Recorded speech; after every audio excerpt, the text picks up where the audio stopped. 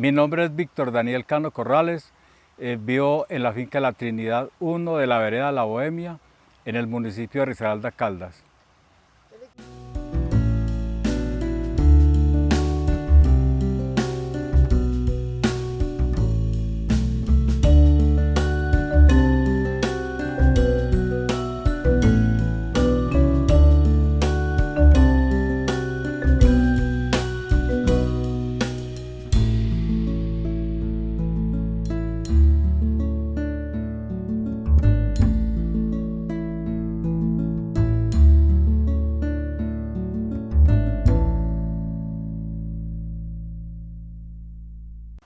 Yo soy hijo de caficultor, que como decía mi papá, yo nací al lado de un árbol de café.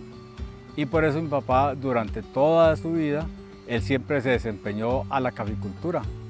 Él dice que desde que tiene uso de razón, siempre trabajó el café y murió siendo propietario de finca de café y trabajando en la finca de café.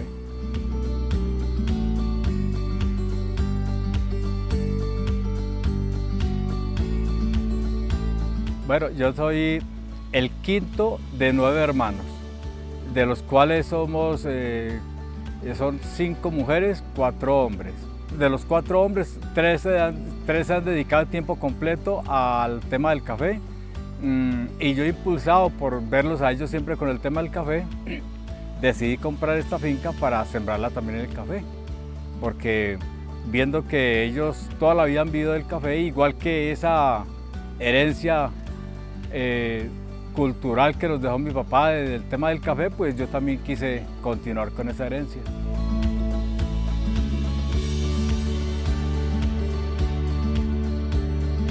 Cuando yo era un niño, el tema de la relación padres-hijos era diferente como es hoy. Entonces en esa época, pues si uno cometía una falta, yo recuerdo que mi papá especialmente era el que nos daba correa a todos. Al que cometiera la falta, mi papá nos daba correa, pero gracias a ese tipo de formación que nos dio, todos somos personas de bien y sabemos que debemos trabajar honestamente para poder tener el sustento diario. Una vez estaba estudiando aquí en la escuela La Piel Roja y hubo un temblor muy fuerte y en un filito había un árbol de aguacate bien grande, bien frondoso. Y eso daba la impresión de que el árbol se fuera a arrancar.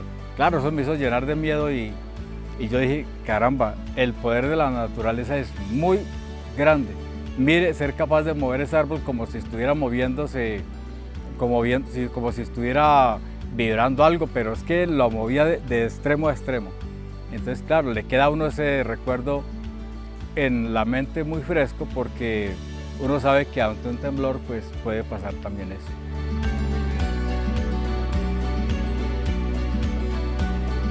Yo soy asociado a la cooperativa desde el año 2010.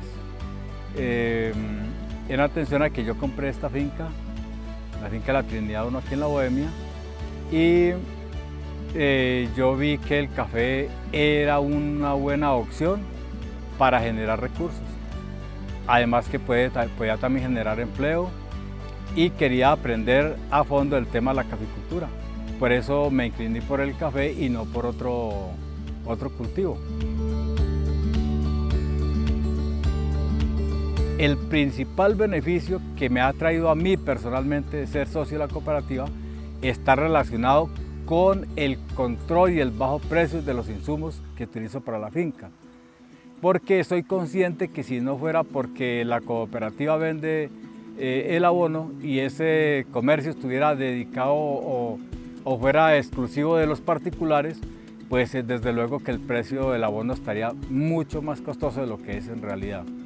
Por eso, ese es digamos que es una de las cosas que me motiva para venderle el café a la cooperativa, porque sé que la cooperativa también está haciendo su parte para ayudarnos a nosotros a producir un buen café. Y por ejemplo, yo no tengo aquí secadero de café y no lo seco. ¿Por qué no seco el café?